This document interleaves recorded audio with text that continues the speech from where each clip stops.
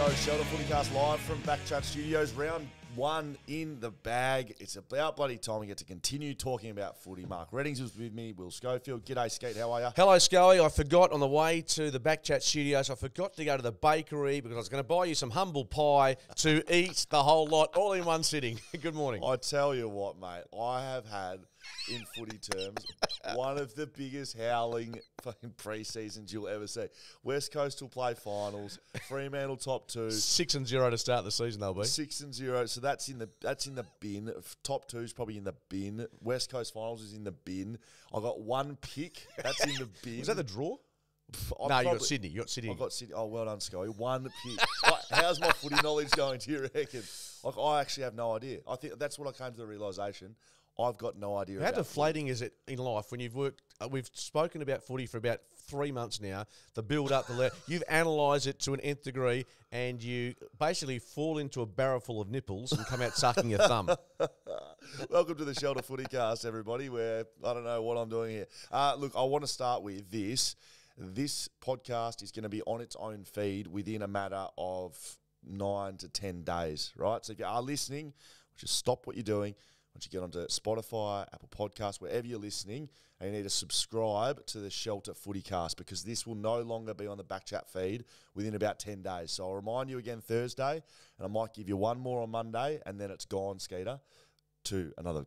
It's not gone forever. No idea. Do you understand? No, I don't. I actually don't know what you're talking about, but as people can listen to us, if they find us, let us know. If we're out in the town or having a drink or if you see us out, come and say g'day and tell us if you're listening or maybe give us some advice on our footy conversations. Well, yeah, you can give me some advice on it all. I've got plenty of it on social media. So we'll get into that a little bit. The Shelter FootyCast tipping competition is running.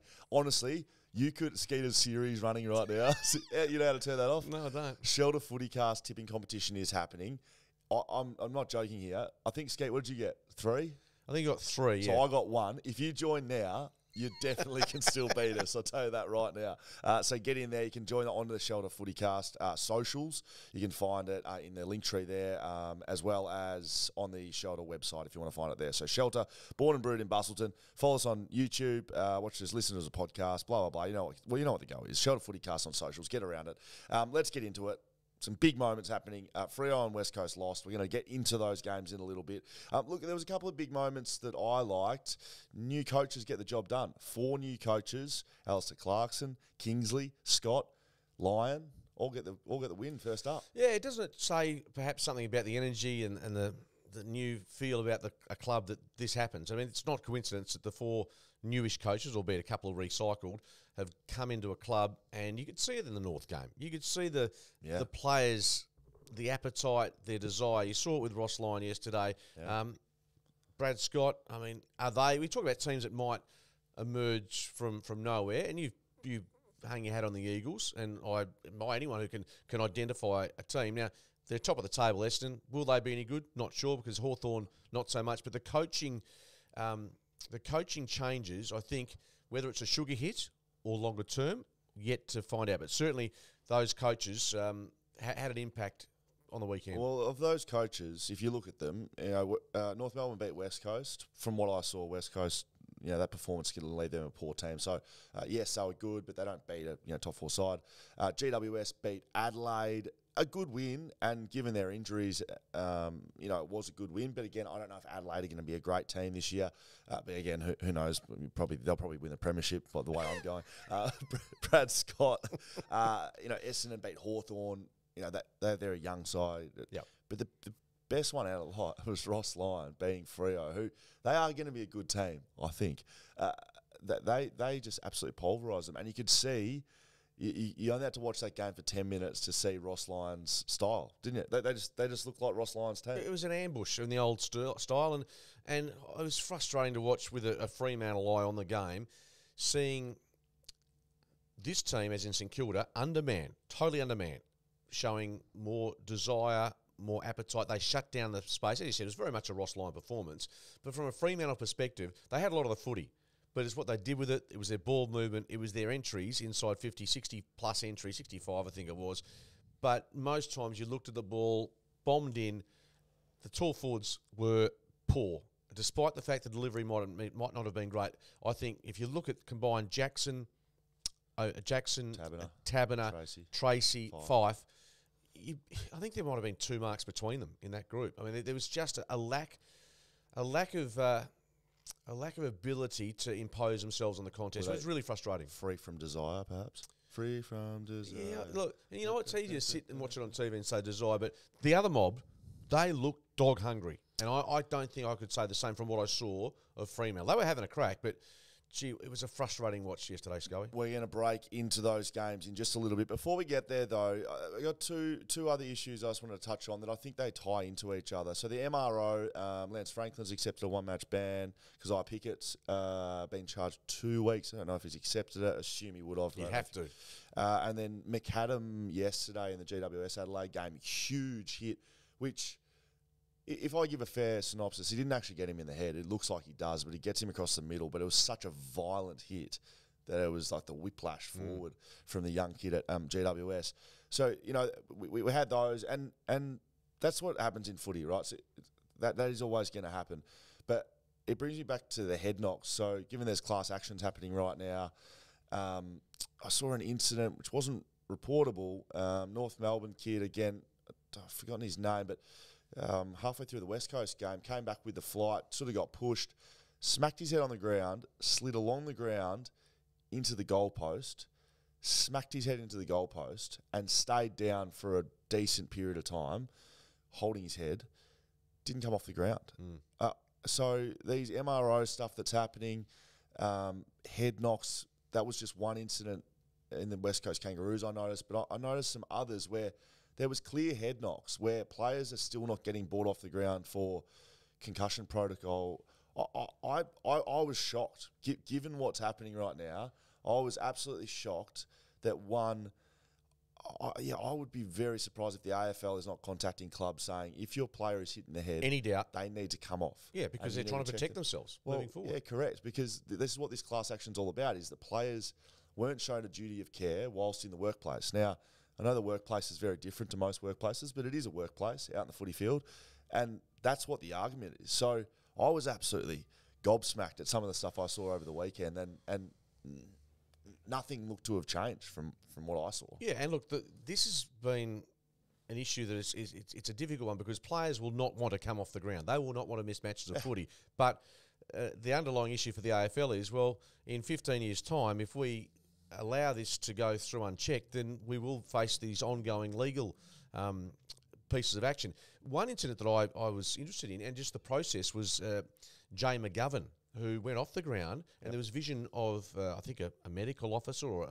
from the club perhaps, looking at vision, trying to find vision of where he suffered his head knock. He was allowed to return to the ground. It's interesting, the protocol that I was unaware of how it's actually played out now, apart from the questions to the player from the doctor, but also looking at the visuals as well. Well, you got to take everything into account there. So that one was off the ball. They had a big clash of heads at the back, and they took him off and put him through the protocol, I think. Look, I would say, and this might be drastic, but I think as of round 2, like immediately, they should have independent reviewers on the sideline that has no attachment to either club, AFL sanctioned. And if they say you got to come off, you got to come off. There's no bad luck. I think the NRL does that because. Well, why doesn't the AFL? Mate? Well, I'm pretty sure they do. I think they've got their independent assessment of the player, because obviously, if you've got the accusation will come if the West Coast player, for instance, Schofield, is taken off head knock, allowed to return. And this is questioning, I guess, the credibility of the medical profession. But what it does is, if you have an independent assessment, I think that takes all element out of the equation. Which I mean, there's 2 class actions against the AFL, so why wouldn't that exist already? Yeah, it's outrageous. Anyway, that's what my thoughts were over the weekend. Let's get into some games. It's Will Schofield, Mark Redding, Shot of FootyCast. Which one of these should we do first? Let's get into West Coast. Watch this from siren to siren. I know some weeks you can't watch every game minute to minute. I watch this one minute to minute. I'll start with this. I was watching with my family around. I was getting quite invested. Right, I've come out, so I want to play. Can play finals. Yeah, it's skin in the game. I want them to win. Right, got merch sitting over the back there. Sell some anyway, I sometimes I don't really get invested watching and enjoy the footy, but I wanted them to play well. I don't know why I felt so. Anyway, I was carrying on a little bit and swearing at the TV. Kids went in the room, but they were outside. Anyway, my little 2-year-old comes and sits down next to me. And I'd stopped swearing by then.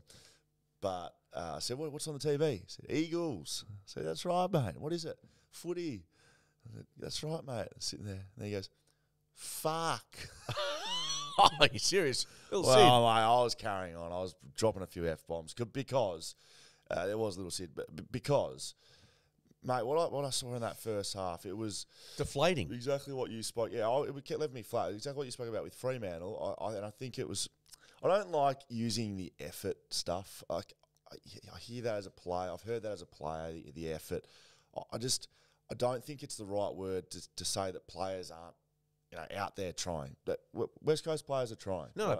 but there are levels, Sco, and you can see North with that appetite, which it just seemed that right. Yeah. It's more the application of your desire, not effort. It's how much do you want to go into a pack, take a clean ball, not get stripped in the tackle, distribute the ball to your teammate.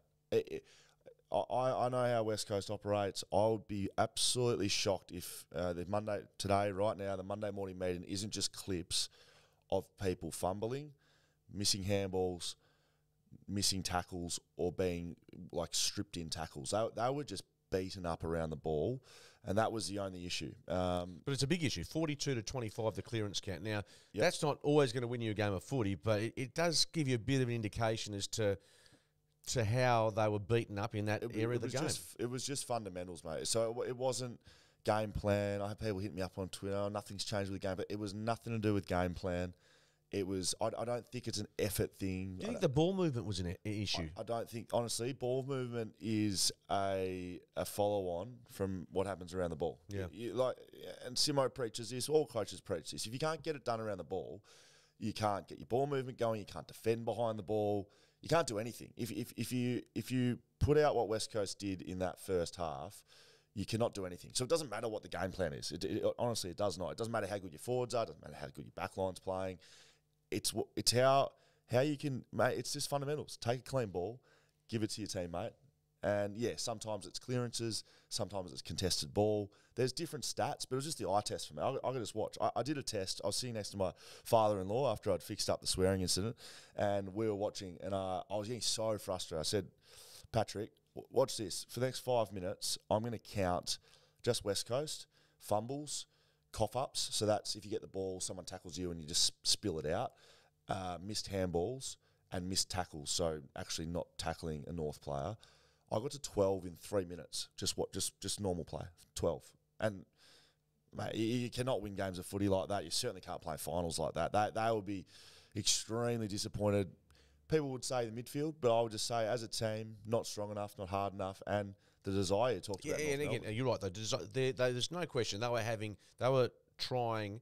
They weren't, as my mum might say, why aren't they trying? Yeah, they're trying. They're but trying. You could just see there was a percentage level of difference in the edge in what North were doing. And just quickly touch on what will happen today at the review. Round one, and obviously you've worked so hard over the pre-season. You build up for essentially 23 rounds, but one round has stood out for a while, and that's get the job done. How will Simo approach a review? Will there be hard truths told, or do you think it'll be more a softly? Yeah, it'll be interesting. It could go either way. Round one, you can. I think Simo's I would say a real master of that, of reading the group, what lever to pull. I mean, that's effectively what coaches do, right? Like, coaches analyse the play, they see what's gone right, what's gone wrong, and then they pick what they're going to show the group. But, they decide whether I'm going to go hard on what I've just been talking about, or maybe there's some positives you can work out. They've worked their way back into the game in that last sort of quarter and a half, and they did do some good stuff. So, young group sort of, but not really. Personally, I'll be going really hard because that sort of stuff can be fixed. The players that I was watching, they were senior players doing these things. It wasn't Ruben Jimby. Like I wasn't watching Ruben Jimby and Campbell Chester and Noah Long and how many cough-ups they had. This is senior players around the footy. So personally, I would be going hard and making sure that never happens again. Are you concerned as well, just quickly on the match itself, with Jerry going down for North? Jamison, Williams, albeit they're not recognised ruckmen, but they didn't impose themselves. Dom Sheed was in the ruck in the last quarter. Yeah, that's what I'm saying. But these guys were 2 centre bounces. So what does it say for the young blokes that are still finding their way as a backup ruckman to Nick? Oh, look, mate. And like I just said, like I don't like whacking young blokes. No, they're learning the cape. Cal Jamison's a young bloke, gets subbed out, didn't impact the game. Bailey Williams, I think has the opportunity to really take that spot, and he didn't. So. That was going to be a question mark, and it didn't hold up against a backup ruckman at North Melbourne with no Todd Goldstein in the side too. So, look, there was some positive overall in the game. Nick Larkey was really good, kicked 6 goals for North Melbourne. I heard some ratings on Tom Barrass that I thought Tom Barrass was quite good. Didn't have every goal of those kicked on him, but in the end, their key forward kicked 6 goals, and that's on the back line. Yeah, and the opposite of the ground, Liam Ryan. I think it's fair to say, if you needed a spark, he was a bloke who provided some of that, and that's what he brings, the flying Ryan to the table. And Oscar Allen didn't have a huge game, but hit the scoreboard. And you know what? Just put this into perspective. First match for 12 months plus. So he might need a half a dozen matches out in the middle. Proper pressure. Yeah, to get himself accustomed to that. So, really, I think because of the team they were playing from 2022, the Wooden Spooners, we've got this. Yeah, I mean, I'm carrying on a bit, aren't I? And we all are, but because of the disappointment. But I want West Coast to get better. I want Fremantle to take the next step. And after one weekend, there's a lot of people who are feeling a bit flat about life. Pooperama. Shees will get the rising star. 34 touches. 34, third most on debut. It wasn't like he was getting cheap touches either. No. He was just, not that that's a blight on the West Coast midfield, but you have a first game player running around having 34. I don't think that's a positive thing, put it that way. And Ruben Jimby. Look, been carrying on about him over at the BackChat podcast. He had 12 tackles, second most on debut ever. Great for him. He looked really good. A few times bursting through packs. He looks, got a great kick on him, and he was strong around the contest. It's also not what you want. You want your first game player leading tackles. That's again, they had to put Luke Shuey into the midfield, who was playing, back mid, and they had to put him purely on ball because just trying to get hold of it. They couldn't get it done, and when that actually changed the game. He started getting clearances. Again, I got some feedback. I said Luke Shuey's the best midfielder at West Coast, clearly still, which I stand by. But they don't want him to be that. They want to play him back. They want Tim Kelly, Dom Sheed, but he's had to protect his body. Ruben Jimby, yeah, it is. Yeah. They don't want to play him in the midfield 100% of the time and he also adds something to the back line. But they couldn't put him back there because they couldn't get it down the middle. And then once that happened, they then started losing clearances the other way, and he had to go. That they were moving him around. Now he's the captain, right? So he's got to put his hand up and be the best player. And I thought he was easily West Coast best player. They got some issues, West Coast. Can they be fixed? Yeah, they can. I would think if it was game plan related, which I didn't really feel like it was that sort of a game, I think that's harder to fix. If you trained a certain way all pre-season and it clearly doesn't work, like a Hawthorn against Essendon perhaps, or something like that, where it's like, geez, they just got chopped up defensively, I think it's more alarms than what I'm talking about, which is attitude and how much do you want it? Like, do you really want to take that tackle? Do you really want to take it cleanly? So I think that can be fixed, but they're going to have to go pretty hard on it over the next 4 weeks. Yeah, and the next 4 weeks, I mean, they've got the Giants this week, and can't look too far ahead, but the Derby, there's Melbourne, there's Geelong, there's Carlton, there's Richmond. I think Port might be in there somewhere just off the top of my head. Boy. They've got... Yeah, this is fair to say I've had a stinker. So they're going to play finals. Can we come out and say that yet? Or, no, I'm going to... No. You got to stick fat. I mean, but I had some very... It was too much of 2022 for too long on Saturday. Is that a fair call? I don't know. I saw a bit of that as well. Look, I don't know, mate. Like, maybe... I mean, 2022, they were a shit team, and at stages, they played like shit. So that's pretty much it. I don't know 2022, 2023, but... We're venting a bit this morning. The application across the... over the ball wasn't good enough. So that was the problem. Can you fix it? But what you said, it is fixable. Yeah. And We'll see this week, right? Yeah, you know what? You think they're going to win this week? You said that off here. Yeah, I do. I think they will. I mean, mind you, I've been drinking your bathwater all summer, so I've got to stay with it. That's not great at the moment. St Kilda defeat Fremantle by 15 points. This blew me away. Got to be honest. I was on radio venting like I am now about West Coast, but I said, okay, Fremantle. At least Fremantle will sort it out for West Australians.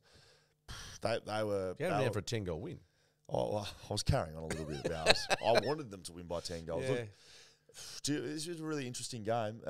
Ross Lyon, you cannot fault him. He's come into that football club and he clearly has instilled, a desire similar to Alistair Clarkson around the footy because they were strong over the ball, but a game plan. Like you could see the brand like instantly. And they weren't. Look, they made a lot of mistakes in Kilda, and they went forward and had as many clangers and turnovers as what Fremantle did. Hence, we saw the likes of Brennan Cox take 20 marks, club record equaling. Some of those were a lot of those were uncontested. But he and Luke Ryan and I thought Hayden Young was good in defence. The Dockers midfield was okay, but maybe from the lofty standards of last year, Andy Brayshaw not as dominant. Caleb Sarong got a bit of it, but not as damaging. Jago O'Meara probably a little disappointing first up. So and Will Brodie was probably their best mid. So a little bit shades of what we saw with Fremantle. I thought with West Coast, I thought the opposition again just had an edge to them that Fremantle didn't. That's not to say they didn't put their body on the line, but I just thought they actually wanted to win the game more, and they had a better structure. And I think Ross Lyon won the coaching duel there. There's no question, given what was in play for Fremantle in the forward line. We talked about Taberner, Tracy, Fife, and Jackson. Did they go too tall? A bit like the Bulldogs, who we'll talk about. Did they have the right forward structure moving forward? And Fife, of course, is the person who's going to cop a lot of criticism because of his lack of output yesterday and what he's done as a midfielder and where he is now after one game. This is a pretty simple game. St Kilda put numbers behind the ball. As soon as they turned the ball over or Fremantle got it, they just pushed everyone behind the ball, right? And it didn't look pretty. Wasn't a great game to watch because Freo just chipping around the back line. But St Kilda knew that was going to happen. So, look, I never say they were out-coached Fremantle, but certainly the Fremantle players didn't look like they had a tool or they didn't know that was coming. So how you beat that is going fast off turnover. You can't let the opposition, if they're in that mode, you can't let them get behind the ball and set up. So quite often, back lines are the gate holders of your ball movement. So if you win the ball back in the back line and you go slow, your ball movement's slow because time builds up, the opposition get time to, number off, and then there's nowhere to go, and you end up going down the line, and you get exactly what happened in this game where they chip, trying to find the loose, and they were giving looses, but they were behind. Didn't hurt you. If you don't go fast, then they set up, and Freo had. I was just looking up here. Freo had 65 inside 50s to 53. Most times you win matches. Mate, if you have 65 inside, you win matches. Yeah, absolutely. But their entries were to numbers. They weren't to 4-on-4s. They were to 12-on-12s inside 50. And no, I don't think they went too tall because, if the way they played, they needed talls to bring the ball to ground. But once the ball got to ground, there's too many numbers. You can't score. Like, you just cannot be efficient in the forward 50. So a lot of things to work on for Freo. But, the quickest way, so for West Coast, get the ball done around the midfield. I don't think that was Fremantle's issue. For Fremantle, you got to move it fast. You got to go. You got to be aggressive. You got to take the game on. You got to, and it doesn't have to be stupid. Sometimes Collingwood moves the ball. Hawthorn just outrageous. It just needs to be quicker. Get the ball, find the man, go. Handball, go. And it just gets the game moving. And it's a little bit risky, but they were just hesitant. So that's what they'll be watching in the Monday meetings. So. No question. And look, I'll talk about Collingwood soon. I just thought they were just elite with what they did in that speed of ball movement. Yeah. The Dockers, they were a slightly slow ball moving side last year, but they did it in a sort of a measured way. Yeah. But at the weekend, yesterday, it was frustrating to watch, and I know the reason because of those numbers back. But the St Kilda game style, as we were calling the game on 6PR, we thought this has to be an exhausting way to play footy week in, week out, if that's the way they're going to do it. And you reckon that's what Ross will be looking for. Oh, of course he will. He's done it every time he's coached that. Yeah, I mean, will he that wants work? Full buy into that game style. And if you can get that, then they'll improve. He's proven it has worked. Yeah, but you can't question it. With better cattle than what they've got it now. Yeah, but I don't know. Fremantle had a good team over those successful years, but they weren't superstars. You speak to the boys now, Ryan Crowley and Lee Spur, and those guys are involved in that era. They didn't But care they had about A-graders. They had A-graders in the team. well, they had they did. Pav, Yeah, had McFarlane. I think St Kilda with a full team do. Jack Steele's an A-grader, Jack Sinclair's an A-grader, Max King's an A-grader. So they're guys that you can hang your hat on, and their backline's really good. That's what Ross will like about them. Their backline's Callum good. Wilkie's terrific. Yeah, so that's the other point I did want to touch on with the Freo game. St Kilda had the exact backline to match up on that. Dougal Howard, Cal Wilkie, these sorts of guys back there, they could shut down Tabiner, Tracy, Fife, Jackson, and the way the ball was moving, they always had help. There was never one-on-ones anywhere, was there? I know, but Scott, I guess what we were watching yesterday was that long ball going in. There was one occasion where Hayden Young, who's a beautiful user, hit up Nat Fife. Now, admittedly, there was space. He let up. He missed the goal, but there wasn't enough of that to try and... There was no space. No space. And look, I totally understand where you came from. It was just frustrating to see that instead of trying to find that shorter target, that they continually went long. And again, the tools, I know they were nullified, but they did not even look. Sometimes it didn't look like bring the ball to ground. I think Nat Fife had one touch inside forward 50, I think. Does that sound right? Yeah. That's 7 for the day. Tabiner was unsighted a bit. Josh Tracy was unsighted. Jackson Darcy combo didn't look amazing. I thought Darcy tried his heart out. Yeah, he did. They just looked off in front of the ball, and I think all of it is less about application for Fremantle, where West Coast, and it was more about the way they went about it. So game plan, sort of, which, they just need to be more aggressive. That'll fix it for Freo. Oh, I think you're 100% right. And that seems to be the trend. The best teams I saw at the weekend, and the best compared to the worst, there's a massive gulf after 1 week, small sample size. Mark Reddings, Will Schofield, show at FootyCast. Well, let's have a quick look through the rest of the round, Skeeter. Disappointing start for the West Australians over here, but let's get into the other games. You mentioned it before. Collingwood defeat Geelong by 22. Perhaps the most impressive performance over the weekend? I love them. I just thought they were terrific. The Dacos boys, outstanding. We talked about their ball movement. They were not as efficient in front of goal as Geelong was for the first half of the match, but they hung around long enough. And I think there's an interesting stat here, and I know you're big on Geelong winning back-to-back flags, and they won't lose any friends from what they did. No, they won't lose any friends because we know they're too good a side. But this was my question, saying I don't think they will go back-to-back, is attitudinally. I just think to be able to go back to the well, I think it's going to be tough. And here's just one small sample size. In the qualifying final last year, Geelong laid 75 tackles. Friday night, 44. Now, again, it's real. That can be changed pretty quickly. But it's real. Yeah. So it's about mindset when you're trying to defend a premiership. So yeah, totally. They know they have the talent. There's no questions about their team or their game plan. Yeah. It's just how they apply themselves. And it's back on the West Coast thing. It's like around the ball and get the. It's a simple game, footy. It actually never changes. Game styles change and umpiring decisions. I know people caring about the umpiring decision in the West Coast game. It doesn't matter, honestly. Umpires don't influence games. Game styles don't really impact them that much. They do a bit. It's about how you apply yourself, how you execute the fundamentals. Like clean ground balls, hitting targets when you kick, being efficient in front of goal, like all that stuff. Yeah, of course. That never changes. And which against St Kilda didn't necessarily execute all those skills well, but Geelong does. Does it? We exactly. know that they do that. So to lose by 4 goals, Collingwood kicked the last 8 goals of the game. Ran over them, and they looked elite. That looked like finals type team. The questions over, can they win these close games? I've heard the word coming out of Collingwood is, no, we're not going to win the close games because there's not going to be close games. We're not going to be in those close situations anymore. We're going to have the tools to do what they did against Geelong and go over the top of teams. And that's what I said to you last week. I mean, we make a lot of statements. Most of them are wrong, but occasionally you get one right. I just don't see how they get worse with Daniel McStay, Bobby Hill, Tom Mitchell, and coming. Bobby Hill 3 goals, Tom Mitchell 2 goals. Yeah, and Tom Mitchell's not a goal kicker per se. So look, I was big on Collingwood to be around the mark again. I obviously not going backwards on that, and I thought they were terrific. Geelong, I wouldn't lose a heap of sleep over it, but I think Chris Scott knows that.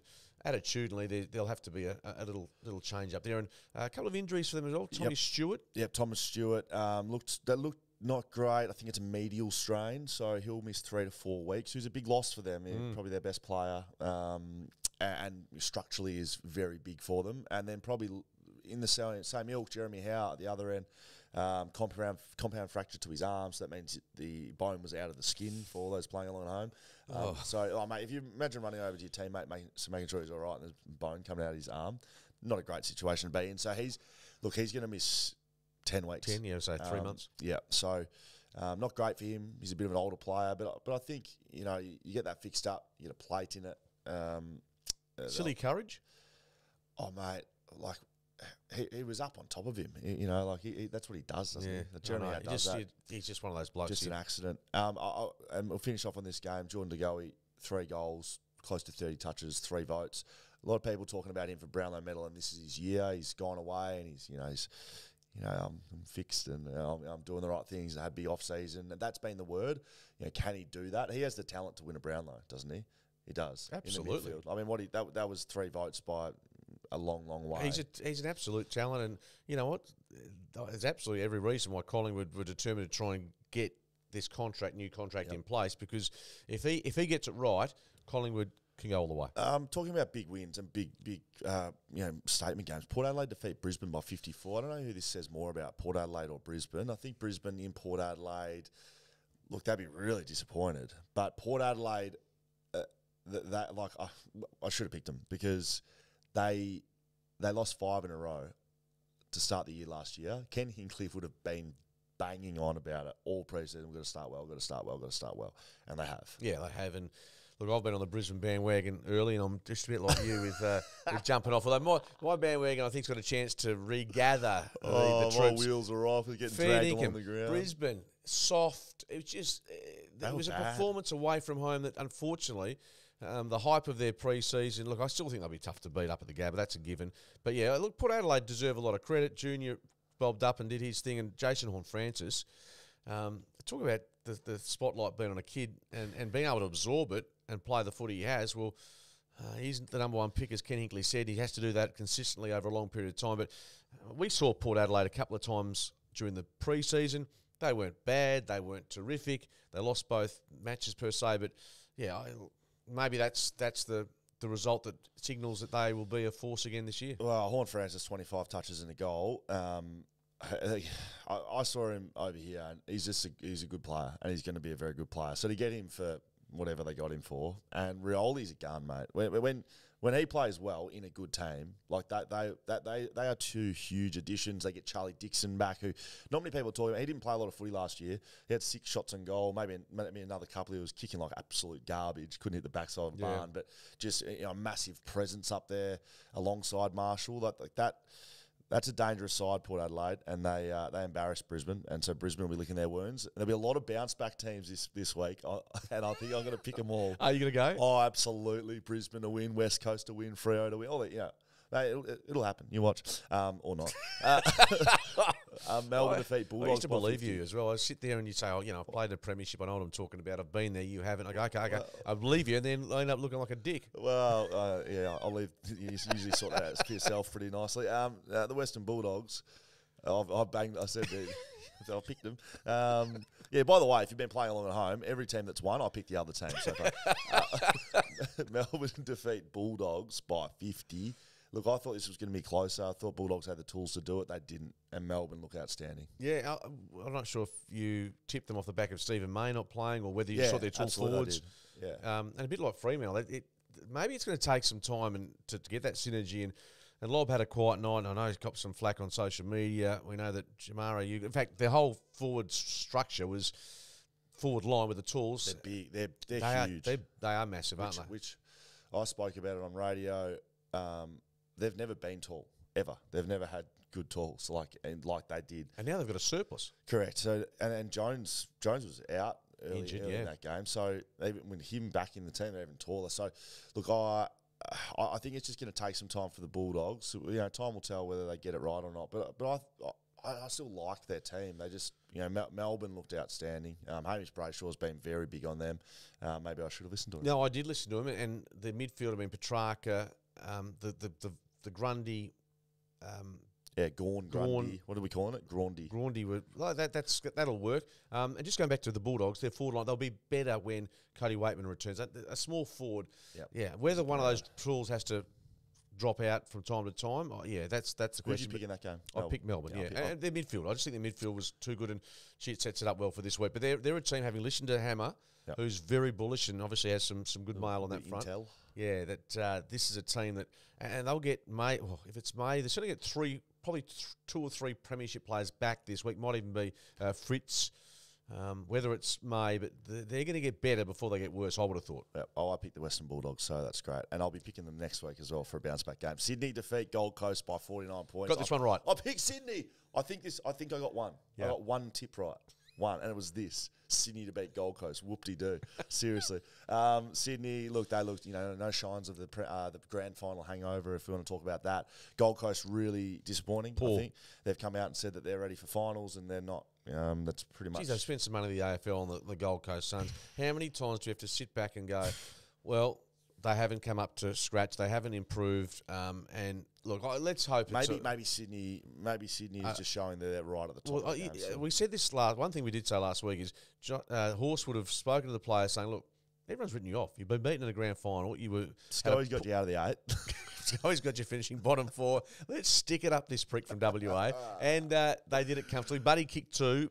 Miss a week, so I've got him. We and I have got lunch on the fact that he's going to score under 50 goals for the season. So he's suspended, isn't he? He's suspended. How many goals did he kick? Kicked 2. All right. Yeah. So and he'll miss a couple with a hamstring or something. And he'll kick 0 next week. Yeah. So anyway, that's our little ongoing bet. Look, I think he deserved a little spell for what he did, but end of the day, Sydney, I think they're going to be better than what some expel. They're not going to slide as far as what some think. Jared Witt's had 51 hit-outs, following along at home. 25 touches, 51 hit-outs. That's a big game for a ruckman. 10 clearances. Don't have anything else to say about that. GWS defeat Adelaide by 16. Watched most of this game. Adelaide jumped out of the blocks. We're all over GWS. Kicked poorly in front of goal, didn't they? First half. GWS had 7 shots on goal, and Adelaide would have had 15. They led by almost 5 goals, but they had so many chances to put that game to bed. Simply put it to bed. Pretty much. So at half time, Adelaide had 20 scoring shots to 12, and very quickly in that third quarter, scores were effectively level at three-quarter time, and then GWS just went past them. It was a really impressive win by GWS. They had some injuries. They lost Lockie Whitfield to concussion. They lost some other guys late. They had 2 players out there, and it was like 35 degrees as well. It was really hot. Toby Green was interviewed after this game and said it was the hardest game he's ever played in.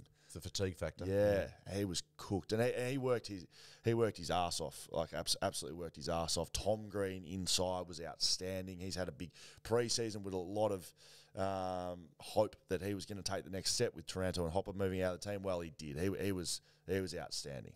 Yep, and they've got a road trip this week to WA. So, yeah, I mean, that's the guy that, and we'll talk about this on Thursday, but Toby Green's the guy that I think he's the barometer for them.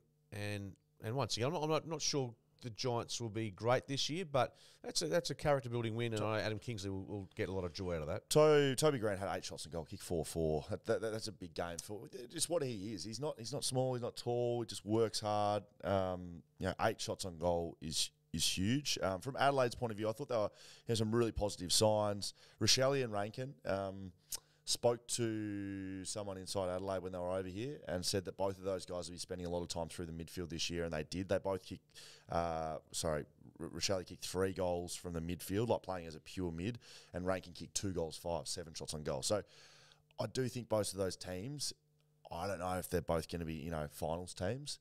So it was a bit of a shootout. We'll see how they both. Yeah, I think Adelaide can kick a score this year, so that will keep them in games. I would have thought regularly, and at the Adelaide Oval, I think they're going to be tough to beat. Last game of the weekend to get through, because obviously the Fremantle game was last. We've already done that. Essendon defeat Hawthorn by 10 goals at the MCG. Yeah, and I'll tell you what, I was watching the start of that contest, and Hawthorn were sort of good, putting some questions to the Bombers, and to Essendon's credit, they fell, I think, 15 points down. Really, a couple of nice moments. Alwyn Davey Jr. kicks his first goal. Yep. McDonald Tippin Woody, first goal in 588 days. Huge cheer when he took the sub-vest off, basically. Much loved.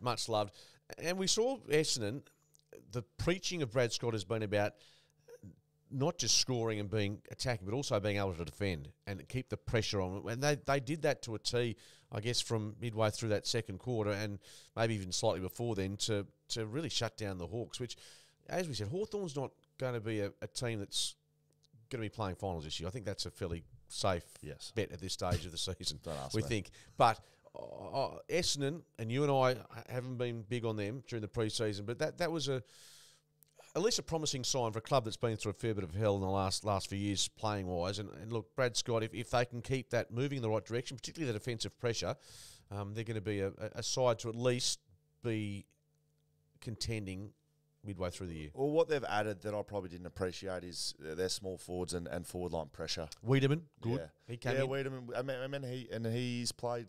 Heard on the coverage, he's played almost 100 games of VFL, AFL footy. So that's a combination, something like 60 AFL and 40 VFL. You start getting to those sorts of numbers, and you start realising what you can do. You start realising what your body can do. How you can move, how your opponents move. You start figuring the game out. So he'll be coming into a patch of his career that he really gets better. Just to finish off on the whole round, these new coaches that come in and they work with a group for a pre-season, they put in new game plans and they preach and they talk and we're going to do this and we're going to be better. If you rock up round one and you play like shit and you lose, you just want not that it will happen, but I'm sure they'd be happy if they went on to lose the next 5. At least they've come out. Hey boys, what I'm telling you works. We can win AFL games of footy. All those new sides, Essendon, North Melbourne, Adelaide, GWS, and the one more that St Kilda, they may not win 20 games this year, but they've won their first, and the belief within that group is huge. Not just that, belief amongst, I'm not saying you're going to sell a heap of memberships, but it's one game. It means no more than next week, but it is a really nice way to validate what you did over the summer. Will Schofield, Mark Reddings, Shelter FootyCast. It's been a little bit of a long one here, Skeet, but I'm still licking my wounds from the pre-season worth of pain. Hopefully things will improve come Thursday. I can start picking some winners. Shelter XPA X Factor is back this year. We got the slabs out last year, the boys. I was with a couple of fellas at a wedding yesterday. Tom Barras had a couple of boxes of Shelter rock up on his door. I said, "Who's that? Is that you boys that sent that over?" I said, "That's right, mate. You got the Shelter XPA X Factor last year." So we're kicking things off. We're going to keep it West Australian, right? West Australian beer. I tell you, it was hard last year to give the Shelter to the West Coast Eagles. We couldn't give Tommy Brass 10 packets of them. Luke Ryan, how does that sound? Like both sides disappointing. You can't give it to a midfielder or a backman from West Coast. Oscar Allen or Liam Ryan would be the picks there. Fremantle, you can't give it to a forward. And like you said, I don't think the midfield stood up that well, so the ball was banging around them. I'll buy it. Boots. 37 touches. 30, yeah, you're right, but 780 metres gain, 13 intercepts. I'll tell you what, though, I know that Lukey Ryan likes a beer, so he'd be a Shelter man once he sits back and gets to the bye and can have a couple of quiet ones. I think that's a good choice. And he's a bloke that would enjoy sitting down and having a beer. So, well played, Lukey, but from your point of view, hopefully you're not seeing as much of the footy on Saturday as you did on Sunday. He would happily have 10 touches and win the game by 6 goals and have 37. You don't want. You all would. Yeah, you don't want 37 as a backman. Shelter FootyCast on Instagram. Follow us over there. That's where you get all your stuff. You want to send us an email, footycast@shelterbrewing.com.au. Comment in the YouTube show if you like. We can answer some of those. Just remember, to finish things off, we are on a new feed, Skeeter. That doesn't mean it's a steak and chips, not a new feed like that. It's a new podcast feed. If you're on Spotify, if you're on Apple right now, just have a search for Shelter FootyCast. Subscribe to that, Skeet. Right, so you know how you subscribe. Do you subscribe to anything? I've never heard a podcast. I've never known how to get onto a podcast. I just talk on one with you knucklehead. Okay. But what I want you to do on Thursday is to listen in, because Will Schofield's award-winning tips, it's going to be the biggest bounce-back factor. He's going to take you to 9 out of 9. If he does that, I'll take him back to Steve's for lunch again. Something more exciting.